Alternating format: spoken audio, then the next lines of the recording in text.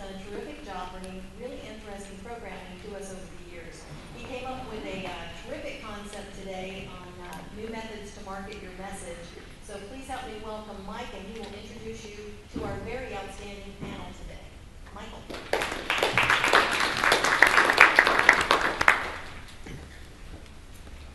Thank you, Wanda, and thank you, John. I love following John to the podium. Freedom Boat Club has really been at the head of the curve for the entire shared economy. I've been writing about it in Soundings for a couple of years, and I'm just pleased to see it's literally coming into its own. There are a number of corporations involved in this model, and I think it's quite honestly the wave of the future. So with that, let me say that the truth of the matter is I'm usually asleep at 11:30 on most nights, except for Sunday evenings when last week when John Oliver airs. I used to stay up on Saturday evening sometimes for Saturday Night Live, but quite frankly, I think they're having their 40th anniversary show this Saturday, and I'm probably 3 generations removed from the current cast, so I don't get as much of it from it as I used to. The sad truth is that I'm a longtime resident of Washington, D.C., and a news junkie. And forget about the networks, CNN. I turn to the Daily Show with Jon Stewart, the dearly departed Colbert Report with Stephen Colbert, and last week with John Oliver to get most of my in-depth news coverage. So back on August 13th, I turned on the TV to watch John Oliver launch an 11-minute screed into the subject of native advertising. Now, some of you may know this marketing strategy by other names such as sponsored content or native advertising, or if you've been around for a while, as an advertorial. Well, in another life, I used to testify on Capitol Hill on a regular basis, and one of my favorite senators was former Senator John Breaux of Louisiana. And he used to say a number of things. Cajuns always have great things to say. But he used to say that if it walks like a duck and quacks like a duck, it's got to be a duck.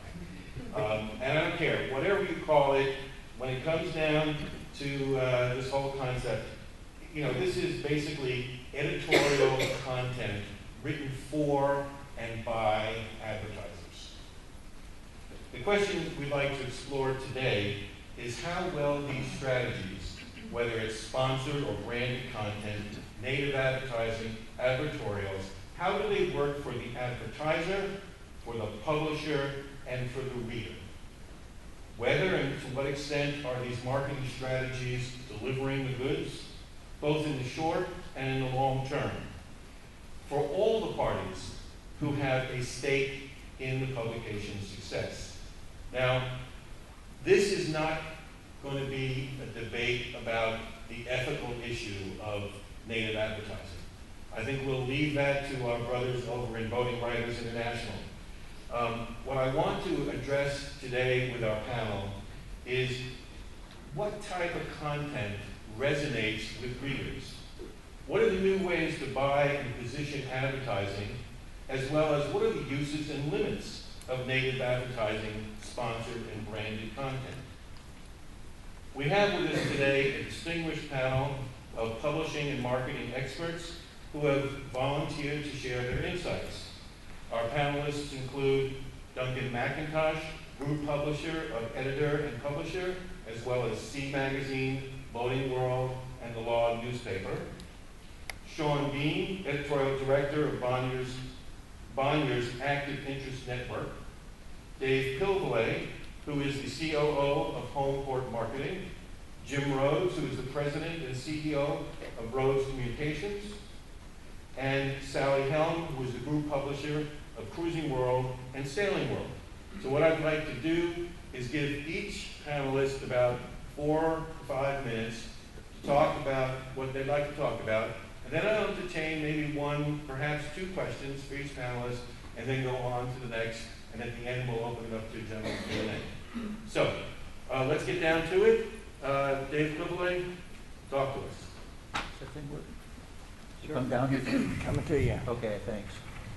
No, that's all the card you get. That's all I get? Yeah. Okay. Shout. I've never been accused of not being able to be heard, so I'll do that. Anyway, thanks, Mike, for asking me to be on the panel. Truth be told, Mike gave me my first job in voting almost 25 years ago. I'm not sure whether to thank you or to come over and slap yourself. In any event, from my viewpoint as a product marketing consultant, I view the situation with native advertising, advertorials, and sponsored content as muddy, as being muddy at best. I don't think anybody in the industry really knows if any of it works. And nobody in our industry really knows what consumers think about any of this, because hardly anybody does reader surveys anymore. I used to get them all the time. I remember there was a period of time when some of the big publishing groups also participated in some of those ad awareness programs, and almost every week you'd get an email from the survey company asking if you'd seen this particular ad in one of the magazines or not. I haven't seen one of those in years, so I'm not sure anybody really knows, especially as far as our readers concerned. But from our own research at Homeport, one thing is clear. This new twist on pay-for-play is rapidly becoming the order of the day. And I understand why. More than ever, from where I sit, many of our pubs, frankly, seem to be just trying to survive. So I get why this is happening. However, with publishers basically trying to get paid one way or another for every column inch on a page or every pixel on a website, from where I sit, I see the opportunities rapidly disappearing for many manufacturers in our industry to cost effectively create awareness for their company, brands, and products. This is especially true for the equipment and accessories manufacturers that Homeport works with. Very few have big budgets for advertising. Some of our smaller suppliers have no ad budgets at all. The only way they can afford to promote their products is through PR, which I think we would all agree is generally less expensive than advertising. And here's the rub. Many of these small companies are at the forefront of product innovation in our industry. As we all know, it's what's new and innovative that drives business. Most of us are here not just to escape the cold weather, but to introduce new products or to see what's new. The surge in native advertising, advertorials, and sponsored content has all but put an end to the pure new products editorial content that we would see consistently in our magazines, on the corresponding websites, and in e-newsletters. Our industry's most innovative suppliers rely on this free exposure to launch their products, to connect with the distribution channel, and to pull through sales from consumers. I'll give you an example. The number of free, pure editorial pages devoted to new products in our magazines has declined more than 60% over the past 2 years. I know this because at Homeport we count the pages. I'm going to leave it there. I wanted to get this viewpoint. It's not necessarily a negative viewpoint again, but there is some fallout that we see from native advertising that many of you in this room may not be aware of. I just want to set the record straight. Yes, I did hire David 25 years ago, and he left the day that he made more on one IPO than I paid him for any questions in particular for David? Come on, someone's got a question. Help me out. No problem. No? No problem. Okay, Duncan. I thought John's collaborative consumption leads right in to native advertising. When I hear these words, and they've all changed in the last decade or even probably the last 5 years. The terms that I'm used to, and I hear these other words coming through the editorial department. And finally, at the prompting of Mike here, I said I better figure out what the translations are on some of this. And that's what I'm going to have to go study, but it makes sense, exactly what you're saying in terms of collaborative consumption. You're putting these products or these vessels together, and your users are coming in and sharing the use of it. In native advertising, which I guess we could call it, in the old days, it was nothing more than advertorial. What's going to drive it today is that there's this insatiable need for advertising that works, and the medium is digital because that's the most efficient way to reach the readers or the customers. And they're able to scale this up to any degree they want to. In terms of, there's a new company that just came out in the last few years, Bidelec, I believe it is. It basically stockpiles content. It's like a broker in between the advertisers and the producers of the content. And they've totally automated the process. Let's say you want to reach 500 sites or 500 content providers. It automates the look of it, the feel of it, not the writing of it, but you'll send these out to 100 places. You'll have them running tomorrow, and you don't have to reformat them or do anything with it. So the scale of this, there's no limit to it. As far as the content, and looking at some of the, there was a video I had that I sent to Wanda that I was hoping we could play today. It's for a cat food company. And I was captivated by this thing. It was so well produced. It was so entertaining. It was so cute. It was so funny that I watched the whole thing through. I might not have even read the regular content in that publication if I'd had the choice, but I did because it was also about native advertising.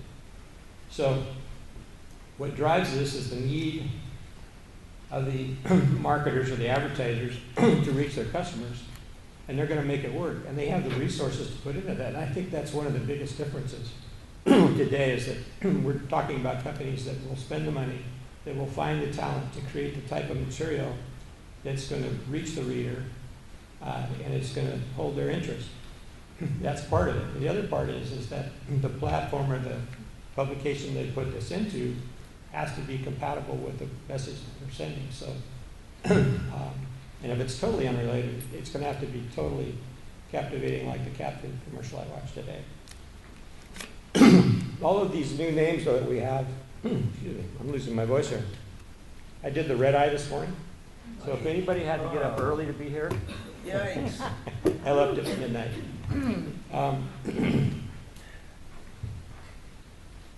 You gonna drink that stuff uncut by whiskey? Yes. Ugh. Rum. So, Shudder. but basically, all these new names we keep, I mean, if you go to the root of them, you know, what it is that we're trying to drive is a new an evolving marketplace in terms of the medium that we're using to reach them. And I see that it's working. As far as doing reader surveys, I think the key here right now at this stage of the process is having compatible platforms for the content you're putting out there and having quality of content. And by quality, that's such a nebulous term to put your finger on. But it's being relevant, and it's being entertaining, it's being possibly humorous if that's the hook that you're going to use, but it's going to keep their attention through the entire deal. If you have all of that, and the people, and you've got the eyeballs in the website, it's going to work. Any questions? Are you selling that, Duncan? Are you selling those space positions for that type of? We're still stuck in quicksand with banner ads. It is coming. Duncan, in the latest issue of Editor to Publisher, I believe there's a chart. Duncan has some copies of the publisher with it that shows a phenomenal increase projected in native advertising. Do you want to maybe speak to that? I brought some of these. You can take them with you if you'd like. Back in July of 2010, I don't know how I ended up being the publisher of EMP, but Nielsen was getting ready to pull the plug on it. And 263 years ago, I was publishing a weekly newspaper, and somebody subscribed me to this, and I got hooked on it. And I'm one of those guys that remembers EMP from the old days. Look, you wrote a check. I wrote a check. I'm glad you did. Thank you. I'm glad you did. It wasn't a big check. They were really nice. It would be greatly missed. Yeah. You had- So that's, but you know, it's funny because you have a company that we're not very big. We have about 35 people, and we're marine people, you know, through and through. I swear, there's people in our office now just get involved with this because they like it. They like what it does, what it means, what it stands for. And it's become kind of a third calling to the people in our office. But anyway, there is a good story in here about native advertising. That's why I brought it. And the item that I saw that in terms of the growth that's expected in the next 3 years is about a total 100% growth, which will be from about 10 billion up to about 20 billion 20 billion. in sales, in advertising sales. And the cat commercial that you saw, can you briefly tell them what it was? It's an old cat talking to a little kitten, and he's telling him the ropes. And it goes through this little dialogue. The little kitten doesn't say anything. He's just meowing and clawing and scratching. And the big cat, the old cat's telling him that you're eventually going to be able to climb up here and do this like big cats do. And then he refers to his ancestor, which looked like a lion, but it was a cat with a big mane on it. And when he got to the end of the commercial, he says, now, this first stuff you're going to eat is kind of dry and it doesn't have much going for it. But then we have the really good stuff, and it's so good and it's so valuable, they keep it sealed up in steel cans. It was well done. Right? It was totally entertaining. I'm not in the market for cat food, but it was totally entertaining. I have a dog. I have a dog. I may have to go buy a cat so that I can buy some of their product. Do you remember what the brand was? Frisky. Ah, good ad. Okay. Your work done. So Mike, I have a question. Do you think that the mindset of publications is changing? David mentioned about a drop in 60% in editorials on new product launches. Interestingly enough, last week Jim sent out a press release about his Anthrax, and I got a call from a magazine based in Canada, Ontario. The sales manager called me and said, I've been calling you for the past year and a half. We haven't worked together. If we can do an ad with us, or if you don't give us an opportunity to do an editorial, would you please take us off? And I said, in 8 years that I've been working in this industry, for the first time, someone related to a publication has asked me to take this off. I said, you know what, I promise you I'll take everybody off, and anyone with your magazine.com. So I feel like marketeers are also under pressure to advertise, and often a good content gets ignored because the marketer is not able to advertise with the magazine. So, I mean, I only had one-off experience, but I just wanted to see if others felt a similar, Good question. There's going into advertising in general. We're also in the boat show producing business. So we have a couple of boat shows, and then we just picked up 2 sport fishing shows. And we found on our boat shows, because we're in the yacht side of the business, that the only people that can afford our products are over 50 years old, maybe over 60 years old. And we don't have any boats that are under $500,000 to $600,000 or $800,000. And the people that can afford those are older readers that are reading print. So at least for as long as I'm around here, I've got job security. Till we go to the smaller end and the entry-level boat. And right now, that's probably seen the biggest impact from the economy we've been through in the last few years. More digital is needed in that area, and we're finding that even the older readers are starting to. There's a solid mix between the two. One complements the other. But I think if the content is relevant, and you're addressing their needs, and you have the readers, and the readers trust you, because one of the other things here we didn't talk too much about is you have to indicate that this is sponsored or paid content, even if it's a writer that's good enough can write a story that I may not figure out right away. Who's paying the bill on this? But if there's any question, I mean, if you just disclose it up front, you've done, you've made great inroads there to get credibility with the reader. And that's what it's all about. If they trust you, then they will listen to what you have to say. This is where we get a little controversial, if I may. Did he answer your question? No. Well, not fully. I mean, Again, I'm a PR person. I'm a PR person. Are there any other pure PR people in the room?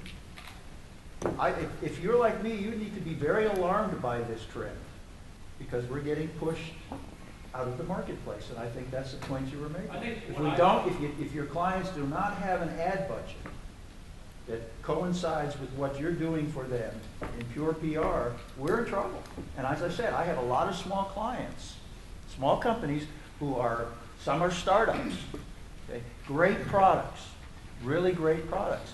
And they are finding it increasingly difficult to get the exposure that they can afford, which is basically paying me for our PR services, which is a whole lot cheaper than buying an ad in any of these magazines.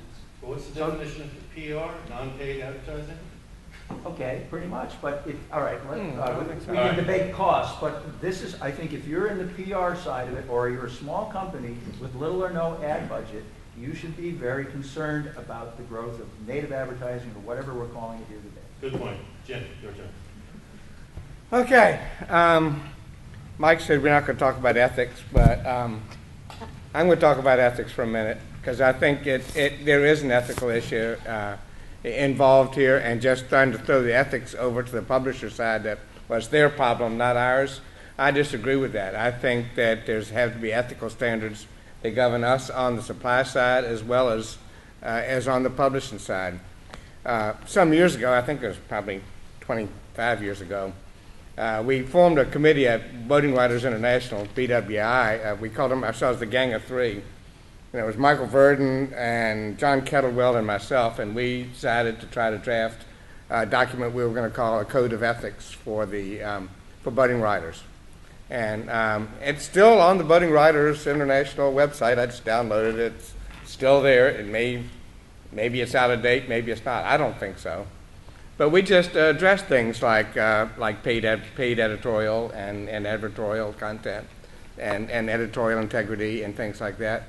And I'd suggest you go back and read it. But I think that all of us on both sides have sort of an obligation to the readers. I think Mike said there's sort of three legs to the stool. There's the publishers, there's the advertisers, and then there's the readers. Well, I'm going to be the advocate for the readers here, because I think they're the ones that really drive all this. And it's a matter for a publication. For a publisher's biggest asset, to my mind, is the loyalty of their readers. And that's, I think, what Duncan was saying, that if you've got that reader loyalty and a credible voice, your readers are going to pay attention. They're going to read your magazine. They'll subscribe to it if it's a subscription, or they'll take it for free if it's not.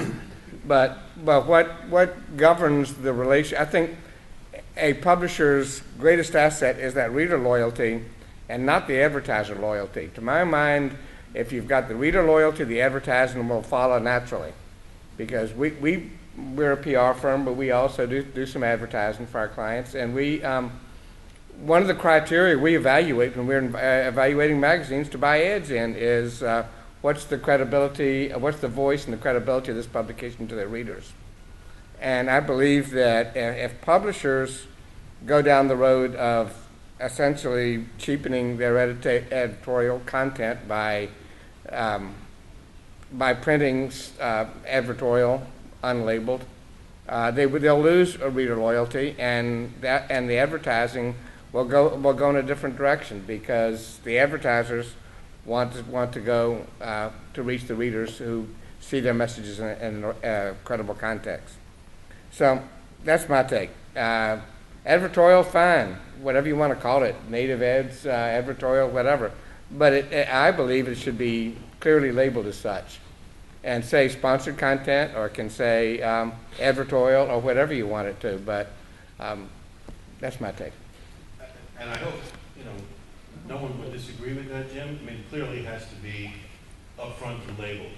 But, we heard just last week that Condé Nast made national news by announcing that they're going to have some of their very distinguished magazine journalists collaborating with advertising agencies to produce copy. This is, to me, as a writer, this is kind of insidious. And I've worn both hats, both as a publisher and as an editor. But I agree with Jim. I mean, in the long term, you've got to look out for your reader, because, without the reader, you don't have a publication. You can have as much advertising there, but in the long term, it's not going to last. On that note, I'm going to turn this now over to Sean Bean. Can we get this thing loose here? Not loose. Can we make this thing go? Where's the end of it? It's going all the way. I don't know if it's long enough you can do it. You want to sit here? No, Would that's you like take, a switch. take Wanna come on down this way? Mike, I think I can- hands the mic off the podium. can I just speak up? I mean, people are going to hear me. We can hear you. Right? Sure. Okay. Yeah, I think I'm good. Everybody in the back, this is going to be very important.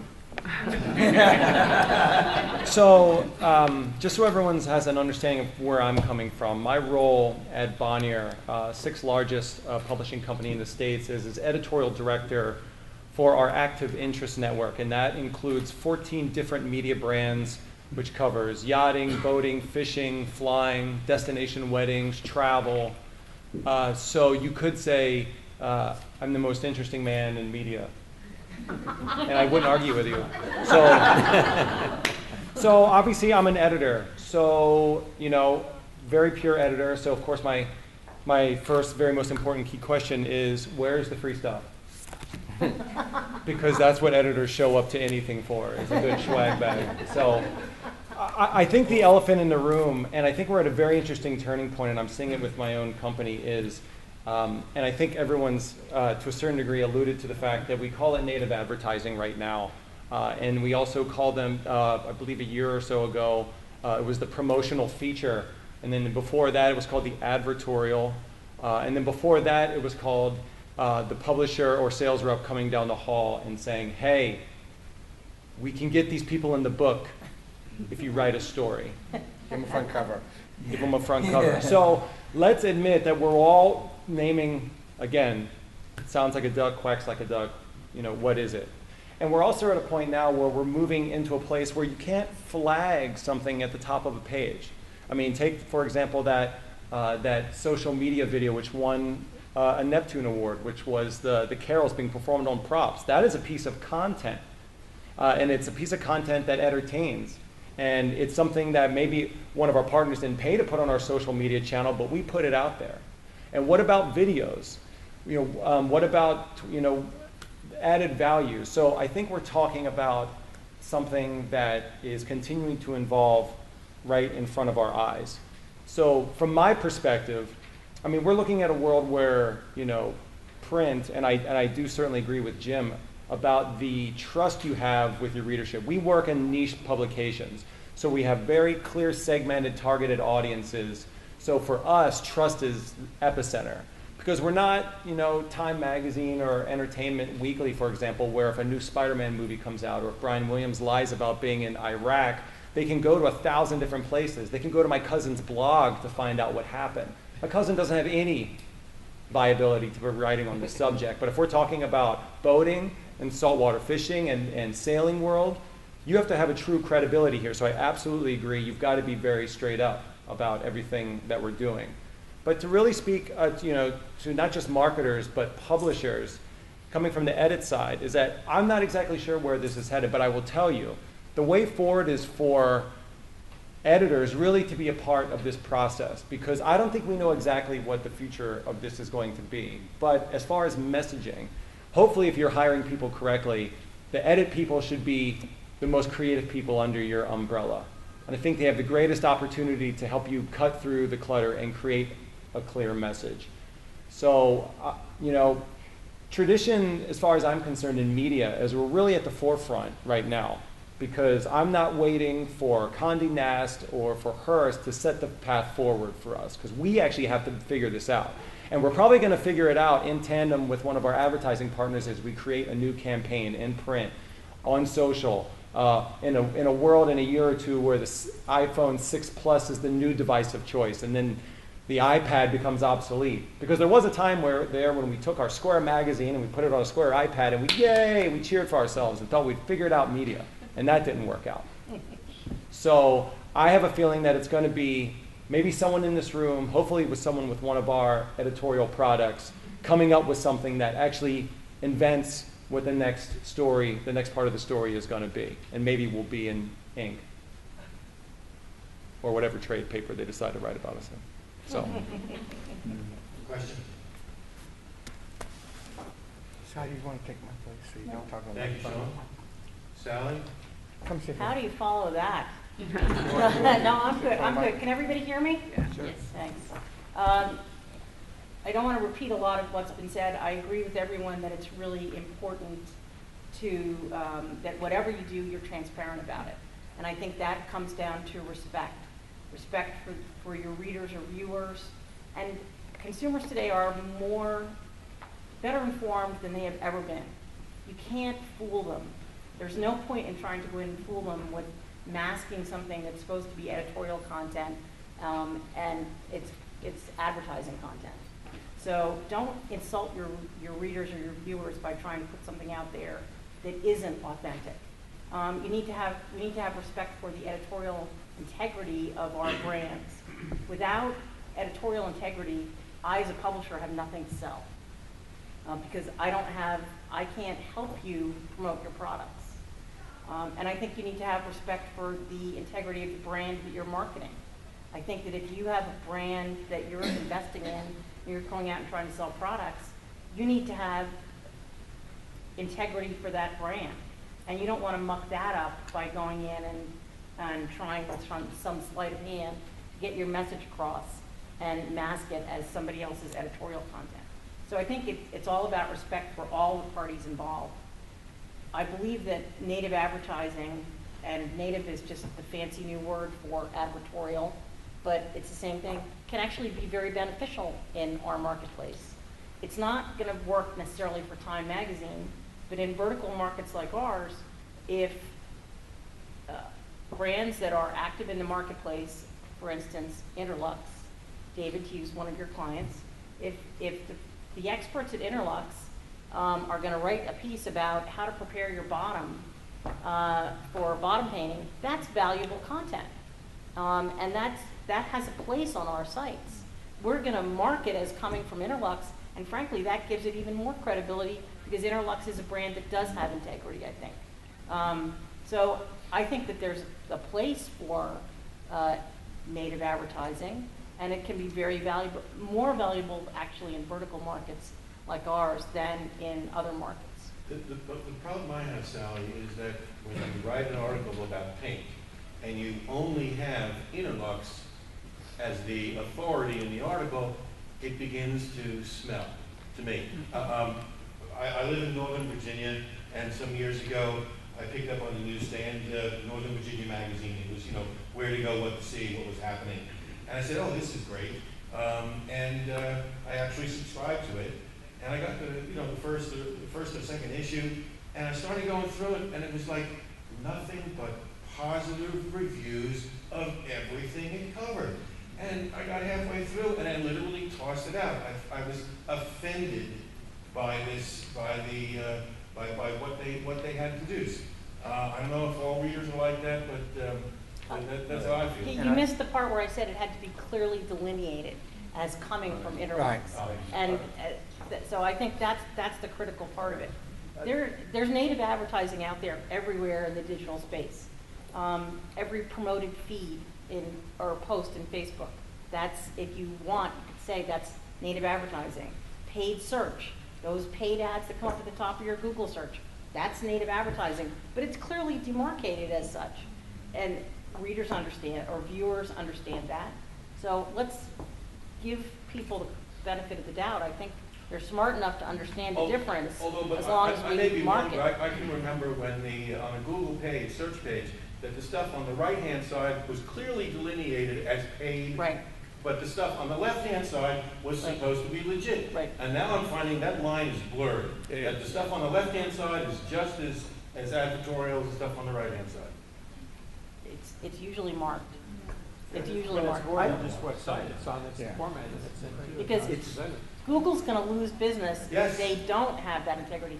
Same thing on Absolutely. Amazon. Amazon Absolutely. will certainly put their recommendations up there, but I think, again, consumers now understand that there's a difference between their recommendations, which probably there's financial incentive for Amazon, as opposed to some other form of search on the site, which is And, not. and I'm glad you mentioned Amazon, because, you know, I mean, I buy stuff on Amazon, and the first thing I do before I even look at the product description is to see what Amazon's consumers have said Right. about that product. It's Amazon, it's TripAdvisor, you go down the whole list, and that's what makes those platforms worthwhile.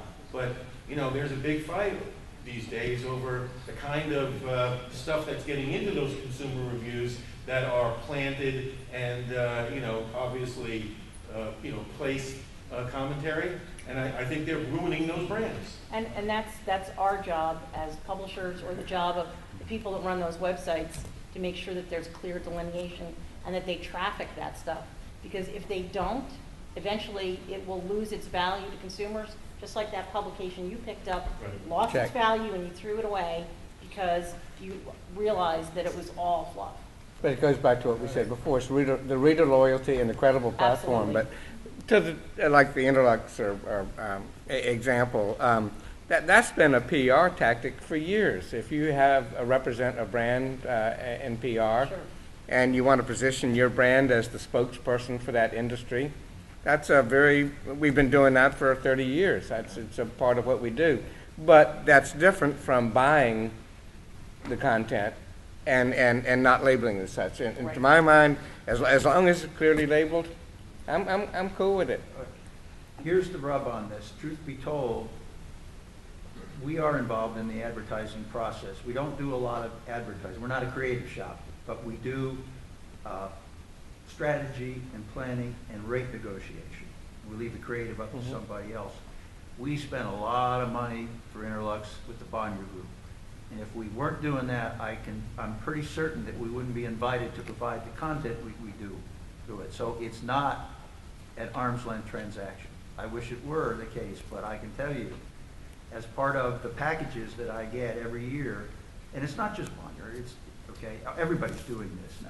I don't want to single them out, but because Sally happened to mention that, our package, when we send out RFPs for the yeah. advertising, it includes a lot of opportunities to provide content, which may or may not be labeled. I don't think, we do get all the magazines, and we do count the pages that are free editorial. Let me make clear with the pages that I'm talking about. I'm not talking about feature articles, okay? We're still seeing a fair share of those. Remember, I mean, a lot of the magazines, almost every month, used to have a page with 5 or 6 products, a couple of paragraphs, and a picture and contact info. Those are the pages that, when I say are down 60%. And those are the ones that the small companies that can't afford to buy advertising rely on to get the word out about their products. Those pages are virtually disappearing. I think that's where companies that advertise in a magazine get preference. When they even do those pages. But, you know, I'm sure a lot of you get a lot of the magazines, or if not all of them. Start looking every month at the ones that are consistently running those free pages. They're really not running them like they used to. And the advertorial pages, in my opinion, are pushing that pure free editorial out. And as I say, I understand why, okay? I'm just taking from a simple fact of life as primarily a PR person, those opportunities to help our smallest clients with no ad budgets, create awareness for launch their products, attract the attention of the distribution channel, and pull through sales from consumers are disappearing because of the surge in native advertising. What? I have to do it, okay, Greg? I just, to talk back to Sally and Sean to a certain extent, who vets the advertorial? Is it the editorial shop, or is it the publisher's shop? Or is there a distinction?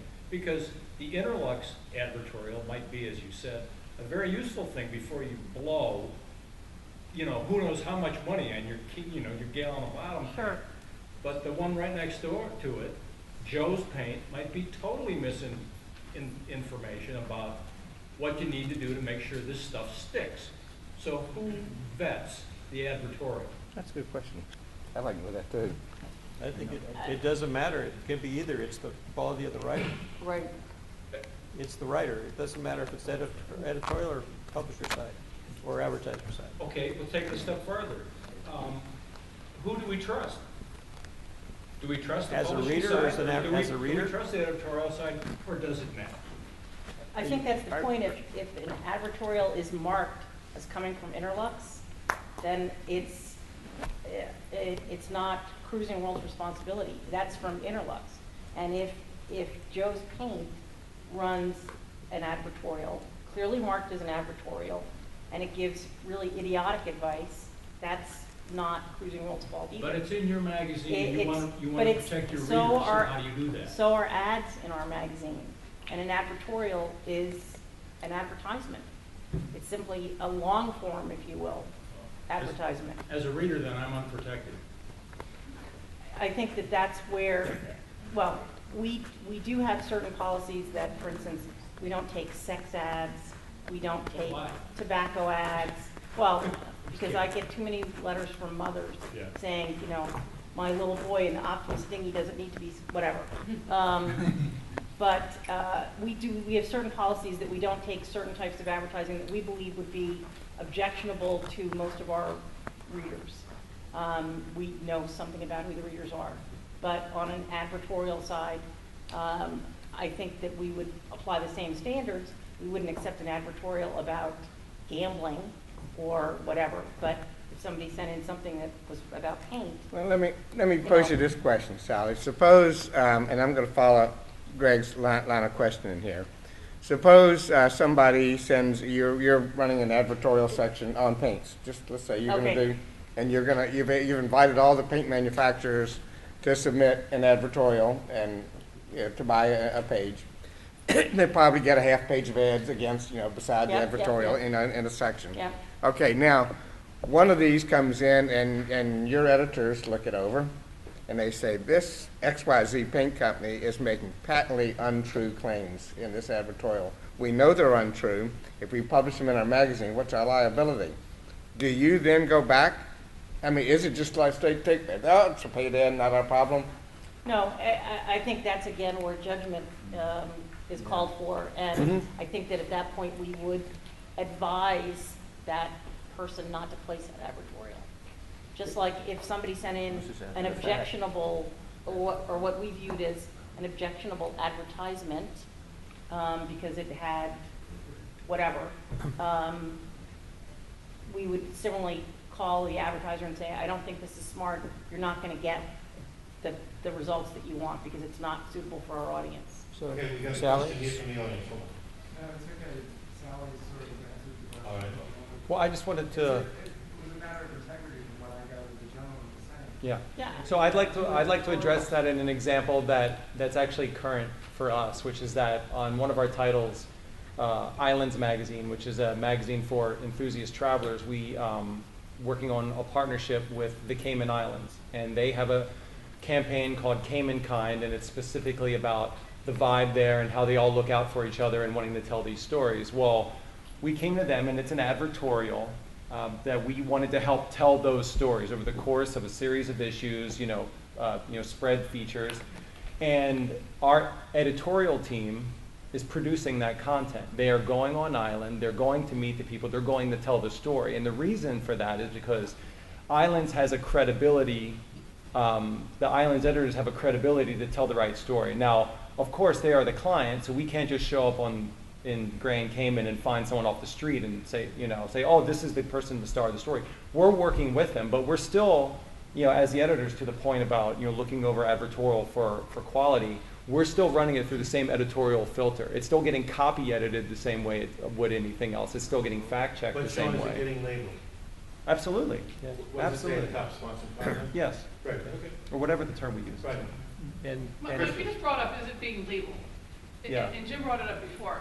I was always under the impression, maybe I'm just completely clueless, but I was under the impression that if someone is paying to buy a page of advertising, it has to be labeled as a paid advertisement.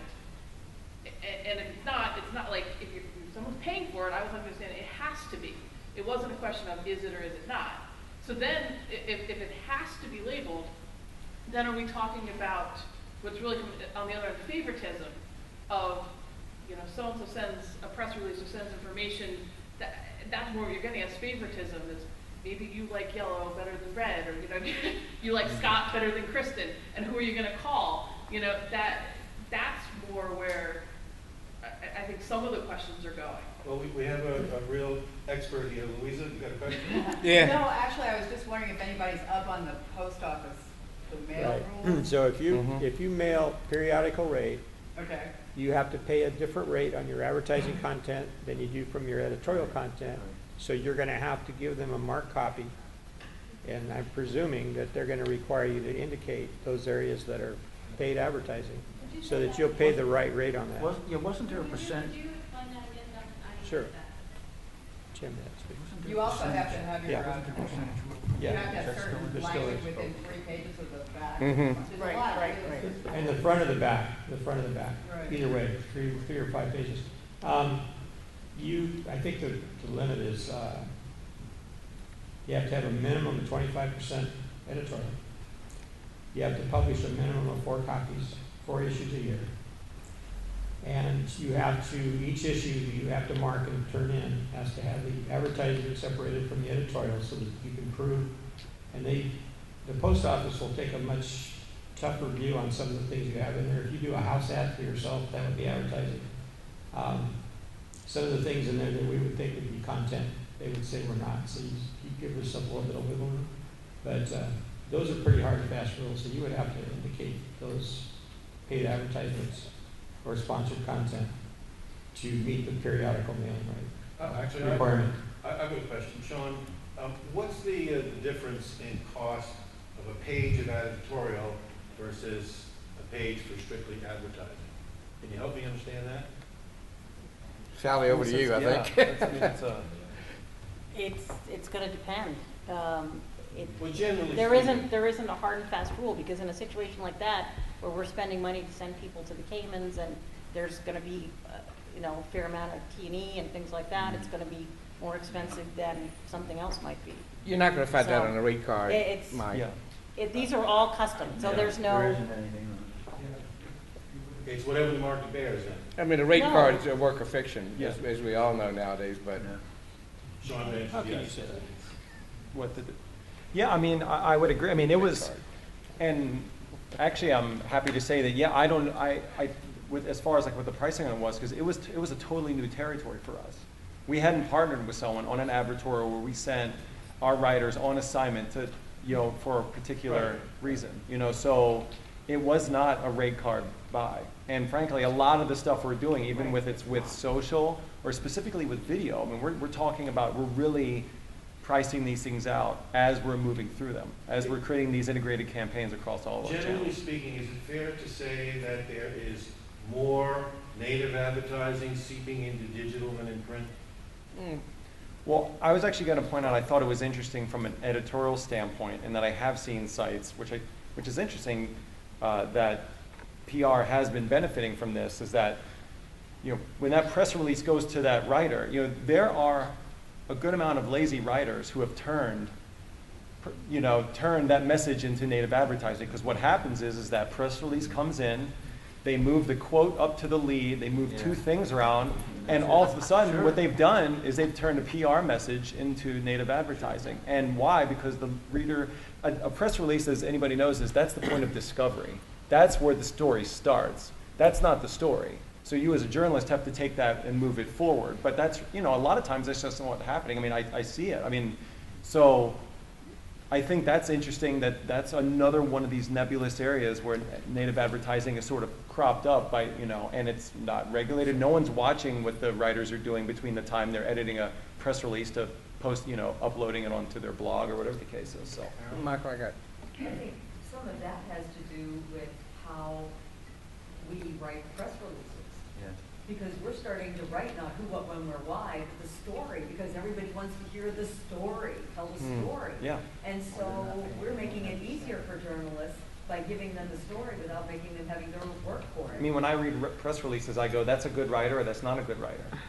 I mean, that's a lot of times how I measure. So I would agree to you to a certain extent. You're actually making lives a lot easier for a lot of. But it may just be writers. the organization of the presentation as opposed to the writing style. That's what we're saying here, maybe? don't think so. My only point is that I think what is happening is that when that press release comes across a writer's desk and he or she decides he's going to cover it, that they've got an open Word document. Maybe they move a few pieces around, move the quote up to the lead, And write a lead for it or something. and then that's their story. But what has happened is we've essentially created a funnel by which the brand gets to deliver its message to the editorial platform largely unedited, and that's native advertising. I'd like to do a quick But survey. it's not paid for. By show of It's hands. not somebody sent you a check said to run this. The brand paid for the PR company I to think we're deliver it, blurring the so- definition here a little bit too much. I get what you're saying, if somebody just takes a press release and it goes in verbatim, but, we're not paying the publication for that. Exactly. There's a big difference. I think we're blurring what we're talking about here. Yeah, in years gone by, when I first got in the PR business, we used to have a thing where we'd send out slicks. Yeah. There'd be camera-ready That's what it was. slicks, That's and right. you'd send them Right. around to all the local and Right. regional, Right. the county, Right. Sussex Right. County News or whatever. Syndicated service that does. Yeah, and you did it in a camera-ready slick, and it looked like newsprint, and you'd send it to them, and they'd use it as content. But the difference, as David pointed out, is we didn't pay them to run it. Yeah. We sent them something that was convenient for them to run, Right. and they did, if they found it newsworthy and the like. But that's still a PR function, and it's Yeah. not paid advertising, because Right. we didn't send a check with it. Right. On that note, I just want to do a quick survey, just by a show of hands. How many in the room are primarily marketers? Dave? 50, 60%? PR, primarily PR. Okay. 5, 10%. Advertising? 5%. Editorial? 5 to 10%. Okay, that's a good mix. What was that? What category did I miss? All of the above. Readers. Nicole. I just wanted to give you all some perspective, to speak to Kristen. My title is media specialist at ACR Electronics. My job is split between buying advertising and the media buyer. I'm the one that cranks out the press releases and anything else miscellaneous that comes in between the two. So I just want to give you my perspective on, for instance, Vulture today, why I opted to buy 2 pages of advertorial in the show guide. This is my 3rd show, well, just Miami show, 3 years of doing this, and I get the same question at the booth all the time. So I opted for an advertorial because I wanted to educate the consumer on the difference between PLV and an e-card, and I wanted to educate them on how it works versus a cell phone. Yeah, my product is there, and it's ACR, but it's 90% educational. I didn't have an editor writing for show guide, I couldn't get that covered, but this was the exact place and these were the exact people I want that message to go to. So that was my best, it wasn't cheap either, but that was my best opportunity to get that strategic message across. And was it That's labeled? fine. I think that. Ah, good. Nothing Good wrong on with you. that. Absolutely. The back. Yeah, hi, I'm Jim Seidel. I worked for Intellux for a lot of years, so. Jim wrote a lot of those. I know, exactly. Just a little bit, and we used to do, just a little bit of history, we used to do what we called an editor's tour. My boss Yeah. and our media guy Yeah. would go together, and I would go out to the very magazine, sit down, bring donuts, coffee, or lunch, or whatever, sit down and talk about the new product. The first year I went, my boss was a very, very bright man, respect him a lot. He's no longer with us, but he's very smart. He said, "You know why you're here, Jim?" I said, "No, why am I here?" He said, "Well, I don't know anything about paint, so keep your mouth shut until somebody asks a question about paint, and then you can answer that. But other than that, keep your mouth shut." So what we did with editors was we just we kind of separated it out. I dealt with editors, and I asked questions. They would call and say, the editor-in-chief would usually call me and say, "Jim, I'm going to have an editor call you about, and we're going to do an article about this." Okay, great. When is he or she going to call? Okay, I get all this stuff out and we talk to them on the phone. And usually, 20 years ago when we started this, all the editors were really good. And they knew the questions to ask, and I didn't have to do much. And I found over the years as the magazines, this didn't happen for many years now. Of course not. Thank you. Thank you, Jim. But the editors kind of didn't know anything about votes anymore. So I know the one that I use all the time was the editor-in-chief called me and said, I'm going to have an editor call you, do a thing on painting underwater metal, get all your stuff ready. I said, okay. And the guy calls and we're talking, and I said, okay, when you go to paint the zincs, you want to tape those up so you don't get paint on the zincs. And the guy said, what are zincs? Oh dear. And then you know you're in I was trouble. like, okay. Oh dear. Let me write down a few things about painting underwater metal, and I'll send it to you. And I've had editors often, who should I talk to at Pettit? Or is there a guy over at Seahawk I should talk to? Do you have their number? Don't think And so. I would give them the number, which was, kind of stupid of me, but yeah, here's the number. But, you wanted to give that, I would rather be, Jim Seidel of Interlock said, in an article written by an editor from one of the magazines, rather than, here's an article from Jim Seidel, although we've done that. I know we've done it with soundings and special advertising sections and those kinds of things. And Louisa helped us out on those. All right, thank you for sharing. And Lenny. Thank you for sharing. And so, but it's all a little bit different, but I think you got to label it as such. And I think it's better coming from an editor than from me.